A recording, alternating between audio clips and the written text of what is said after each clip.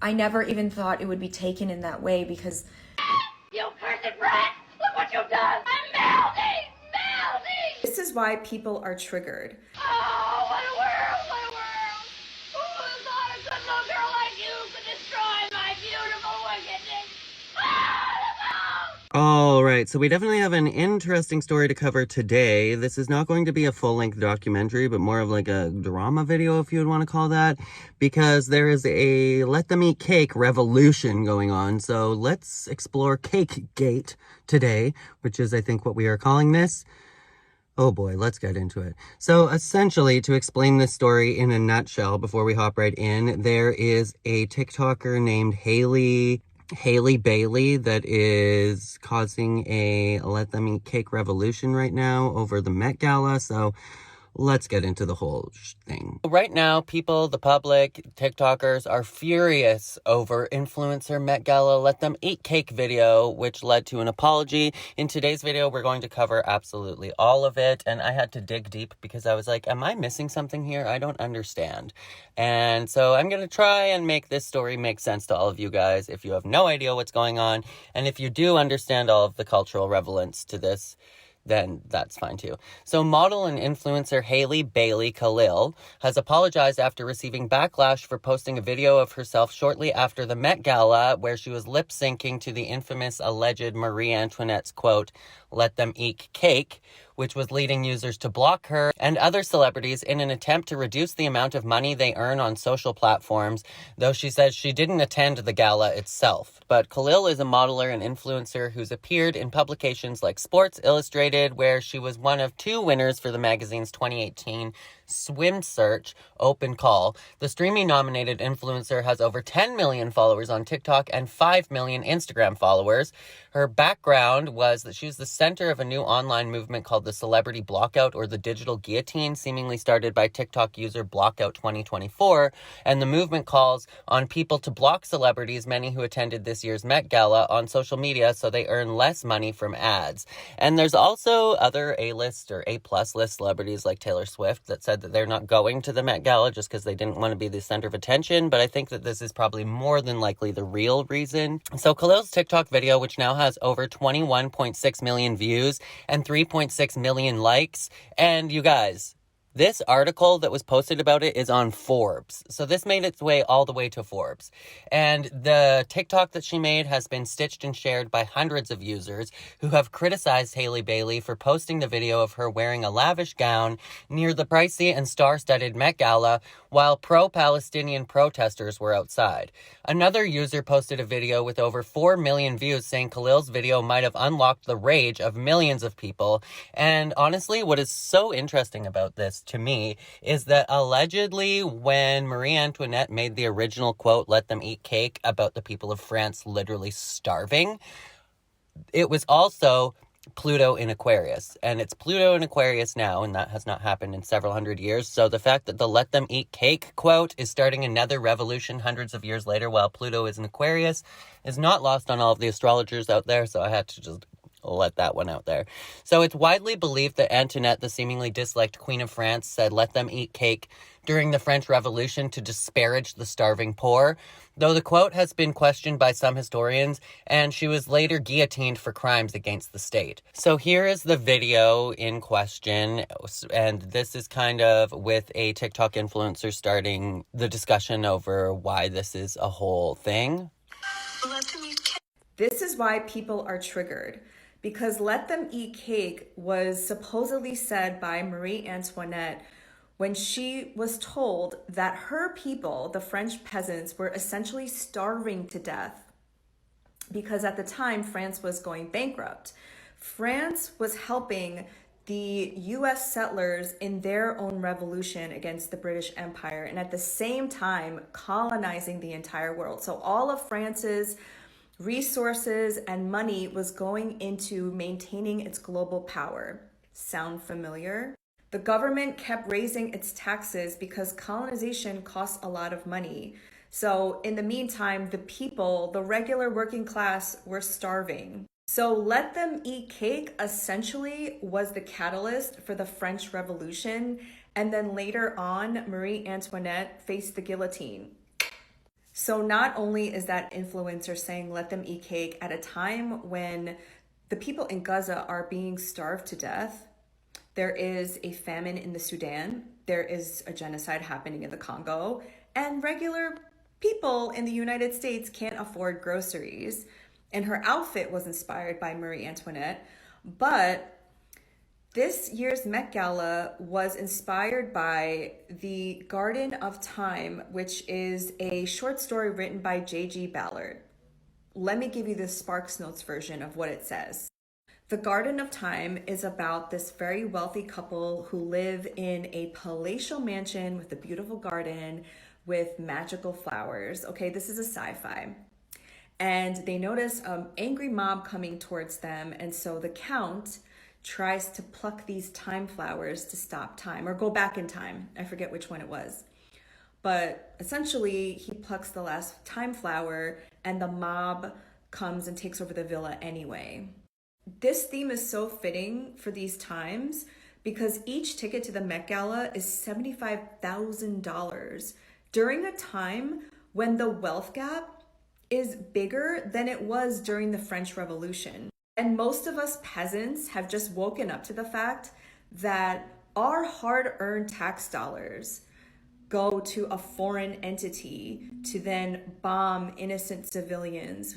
Like, we are in the middle of a polycrisis and we're watching it in real time on our phones. In a weird twist of irony, Marie Antoinette saying let them eat cake essentially started the French Revolution, and Haley Bailey now saying it like 200 plus years later started the digitine, as they're saying it now, where peasants like us are blocking celebrities and influencers. Khalil posted a TikTok video Thursday clarifying she wasn't invited to the Met Gala and was only a pre-Met Gala host for E! News, interviewing celebrities and creating content outside of a designated hotel. Khalil also said, and Khalil, by the way, we mentioned earlier, is Haley Bailey, that's just her real last name, also said a designer friend whom she's worked with before made her dress for free. She went on to apologize for using the audio, which is from the 2006 Marie Antoinette film, adding she didn't choose it to highlight elitism since she wasn't elite enough to even be invited to the Met Gala and was uneducated on what was happening in Gaza. Hey guys, I know what a lot of you guys want from me right now is answers, and I want nothing more than to give them to you. So hopefully I can answer every question that you have about what happened on Monday night. About a week and a half before the Met Gala, I was contacted by E! To see if I had any interest in being a pre-Met Gala host. There are usually 3 hotels that celebrities leave from to go to the Met Gala. I was stationed at what's called the Mark. I was supposed to do content with celebrities and on air about their departures to the Met. The Met is one of the most exclusive events in all of fashion. You have to be handpicked by Anna Wintour herself to go. That's the only way that you get there. I was not invited by Anna Wintour. I did not hold an actual invitation to the Met Gala. I was involved only as a host, meaning that the moment that the last attendee left the hotel, I went home and I watched the Met Gala coverage from my couch with my friends. That is also why you haven't seen any photos of me on the white and green carpet for the Met Gala, because I was working at the Mark. And I literally wasn't even invited to the Met Gala, so security would have definitely dragged me out. I paid no amount of money to go to the gala because I wasn't invited. Since I was little, I have idolized the Met. I love the costumes and the design, and it has always been one of my biggest dreams to be invited to attend. After entering content creation, I was told that those dreams are nearly impossible if you are not in one of the inner circles of fashion. So when E! reached out to me with interest in being a pre-Met Gala host, I immediately said yes, because I just wanted to get even remotely close to it, just to like see the thing I had idolized for so long. I was at the Mark, which is on 77th Street, and the Metropolitan Museum is on 82nd Street. So that's about as close as I was allowed to get to the Met Gala. People that you saw behind me in my videos were people that were lined up outside the Mark to do the exact same thing as me, which was get content with celebrities as they departed for the Met. The dress that I wore was made by hand by a friend. Mark is one of my nearest and dearest friends. I met him back when I was modeling and we just stayed friends. So then when all of this red carpet stuff started happening for me, I reached out to him and he started to help me and make dresses for me by hand out of literally the kindness of his own heart. I have never paid him a cent. He has never paid me. We just work on the dresses together because we find it to be really fun. Every single dress I've worn on a carpet this year has all been made by hand by Mark. I have not paid anyone anything. I haven't bought dresses. I haven't paid designers. Mark is the only person that I have worked with. Mark does not have a factory. Mark does not employ a bunch of people to work on these dresses. Every single dress he has made for me, he has made by himself with no one else's help, by hand, out of literally nothing more than the kindness of his own heart. And he's one of the only reasons I've even been able to do what I've done this year, because I wouldn't have had the dresses to go to these events if it hadn't been for him. This now brings me to the audio that I used for that particular video. And first and foremost, before I say anything, I need to apologize. I am so sorry that I chose a sound that you guys could ever possibly feel was malicious in nature. If I had thought for even 1 second that the sound would be received that way, I never, ever would have used it. When I film my TikToks, I love to use trending audios and sounds that people are currently using, and this was one of them. The sound has been used in over 110,000 TikTok videos. It's the current trending audio of a glow-up trend in the United States and abroad. It's also been used by different makeup artists in the last couple weeks to create Marie Antoinette looks. Let them eat cake. He took the bomb. He took the bomb. It's been used by big and small creators alike with no negative feedback or no negative discussion in the comments. Let them eat cake. He took the bomb. Let them eat cake. He took the bomb. Let them eat cake. He took the Let them eat cake. He took the bomb. Let them eat cake. He took the bomb. Let them eat cake. He took the bomb. The sound choice truly had no deeper meaning. I never would have chosen a sound on purpose to highlight wealth disparity or elitism. I wasn't elite enough to even be invited to the Met Gala because I'm not elite. I'm a normal person. My dumb self just used an audio that I thought was viral and trending and that people recognized from the Marie Antoinette 2006 movie. Let them eat cake. He took the bomb. I didn't think that much into it, and for that I am so sorry. I did not do my due diligence. I'm so stupid because the things going on in the world today are weighing heavily on everyone's hearts. Innocent men, women, and children are dying. People do not have access to food and water. People are being kicked out of their homes. There are so many things going on in this world that are just wrong. I know that this situation is very complex.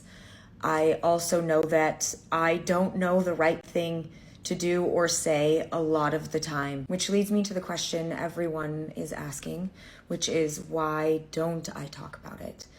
And it's simply because I am not informed enough to talk about it in a meaningful and educational way. I do not have the background knowledge to educate or discuss in a meaningful way. I grew on social media as a comedy creator, and I love comedy. I love making videos, and that's how I gained my platform. But that doesn't mean that the second I started gaining followers on the platform that I automatically knew the right thing to say when it came to world affairs or wars or disputes or death or destruction or crisis. I still am just that same girl who wanted to post her first comedy video a year and a half ago on TikTok. But I do know that as somebody with a big platform, it is my responsibility to always try to be a positive voice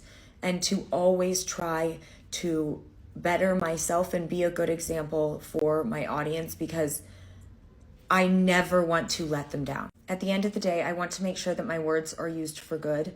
And when I don't think that I'm informed enough on a situation, I try not to comment until I am confident that I am actually informed and the things that I'm saying are true. If the pandemic taught me one thing, it was that sometimes celebrities and creators need to sit down and be quiet so that other people's voices can be magnified. The people that are actually well educated and informed on the situation, they're the ones who should be speaking about it. Just because somebody has a following doesn't mean they're necessarily the right person to speak on the issue, especially if they are ill-informed or uninformed on that issue. I do all of this on my own. I don't have a fancy team that selects my sounds or edits my videos or posts my videos or writes the caption.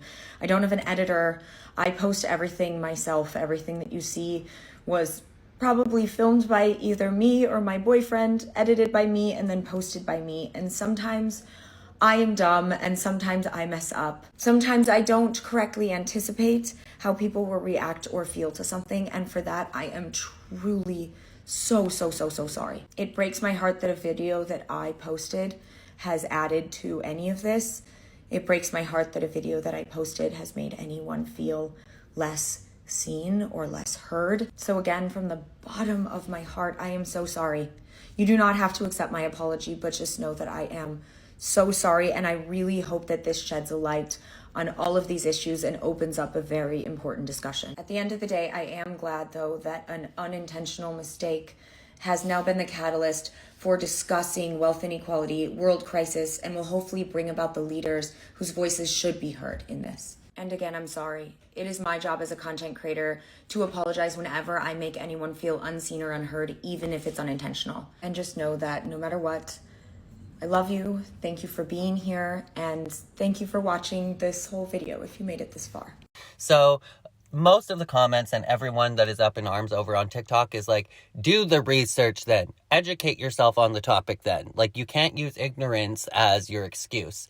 And her video was met with thousands of comments and videos criticizing her apology, with some users saying they're watching from District 12, a nod to the dystopian film The Hunger Games, where the elite watched poor teenagers fight to their death in a televised event. Let's have a quick look at the Haley Bailey controversy that happened around the Let Them Eat Cake trending video that she did at the Met Gala. This is purely from a PR point of view and PR crisis point of view, and how I think her apology was, and if I was working on a team, what I would have suggested. Really quick overview. She's like a model TikToker with 9.9 million followers. She was recently hired by E! News to interview celebrities prior going to the Met Gala. The theme was Sleeping Beauties, Reawakening Fashion, the Garden of Time. And this is what she wore. So she was dressed very much inspired by Marie Antoinette and did this trending sound video, Let Them Eat Cake, and it did not land well. She's getting eaten alive online. She had to come out with a public and formal apology on TikTok. The apology went for about 10 minutes and now people are tearing that video apart. She's getting blocked. She's just getting cancelled. So here I am, more talking from a PR point of view. Number one, she shouldn't have worn this to begin with. Any emerging celebrity needs to be really conscious because they're at this time where they can make or break their career. So despite Marie Antoinette actually having a really strong influence on fashion, she basically she was the first consumer of haute couture fashion. And she sort of had this reputation of excess and debauchery and extravagance. So the big hair, the big dresses. So her style and this style essentially dates back to the 1730s and is actually coined Rococo style. We see it everywhere. This was Moschino 2020 with Kai Gerber. We've had Givenchy do it here again. And it trickles into interiors as well, so not just fashion. So this is playing into that Rococo style, which is fine, but as an emerging celebrity, she's probably D-list at the moment. She's only really known through TikTok and in this sort of TikTok stratosphere. It's better to play it safe. We do often suggest creating controversy or conversation. Remember Lady Gaga used to dress really strangely when she was emerging? It's okay to be sort of polarizing. It's just not offensive. This would have stirred some people up, particularly in the veggie and vegan community, but it's definitely not the same level. You have to remember as well, it's not the first time we've seen celebs dress up as or inspired by Marie Antoinette. This was Kylie Jenner with Stormy. This was Demi Lovato, Halloween. Where she went wrong was actually just saying the phrase and basically cosplaying Marie Antoinette. Another difference between Kylie Jenner and Haley Bailey, and it's not just Kylie, it's Harper's Bazaar, because that's what it was published in. No one called her out on this. TikTok, there was a whole bandwagon cancelling Haley. And I'm sure a lot of people weren't even educated themselves on what the phrase "let them eat cake" meant, but they were educated from TikTok and then decided to jump on and cancel Haley, whereas it didn't happen with Kylie. So number one, we wouldn't be here in the first place because she wouldn't have dressed like that. Number two, I genuinely do think this was an innocent mistake. She saw it as a trending sound. I honestly don't think she is in depth in sort of French US colonization history. She did mention that she just uploads videos herself, so it was really just pinned to her. I think moving forward, she does maybe need that second person to check things so this doesn't happen again. Now to the apology, a couple of things I would have recommended or amended before she went out with this if I was working on her team. First things first, it's actually really funny how savvy internet has made people. She is definitely dressed in sort of a really casual look. Her hair's pulled back. She has got that like bland background because it is sort of a tool that PR, particularly in PR crisis mode, we use and we advise. We usually say no brand, so non-branded, bland background and minimal to no makeup. So yeah, I'd take the North Face off and also pull back on the makeup. But yeah, it is actually just funny that people are now aware of that and making videos. Like you can't get away with a lot of stuff anymore. I think she spoke really well and was genuine. She took us through the timeline, how she was approached by E and she actually didn't go to the Met Gala. She was more just interviewing pre the gala. Where she went wrong with this, she did a video saying when you get invited to the Met Gala, but your crush is watching. So before she got in hot water, she was wanting us to think that she was a genuine invite to the Met Gala. Rookie move, including this in the video because she's already posted something like this and also keeping this video up. So it's just coming off as inauthentic. So I would have scrapped that bit completely and I would have removed this video. Number 2, she took far too long to delete this video. There probably were some legalities with TikTok or e-news, and it also was probably bumping her views up. So for this, she should have saved face as an emerging celebrity, scrapped the views, scrapped the contract, and just deleted the video because it just came off as completely inauthentic because people were then adding in the comments, oh, she's still got the video up, she doesn't care, it's not genuine. A couple of other things I would have changed. I'd pull back on trying to associate and be relatable by saying that she was sort of normal. I'm just one of you guys. I wasn't actually invited. I wasn't invited. You're still there hosting and you're still interviewing celebrities, and that is such a money can't buy experience. So you're not necessarily normal anymore, and that's okay, but don't pretend to be. I do think she spoke really well and she is sorry and she is genuine. It went for far too long. Another thing which was just, it was a shame at the end. She was sort of saying, I'm not in a position to talk about this. I'm not educated in this. She should have added, I want to start educating myself and be more on top of this stuff rather than sort of just wiping her hands clean with it, saying, I'm sorry, didn't mean to, done with it. I've also heard someone say that she would have paid like $300,000 for a PR crisis team to help her with this. That's so not true.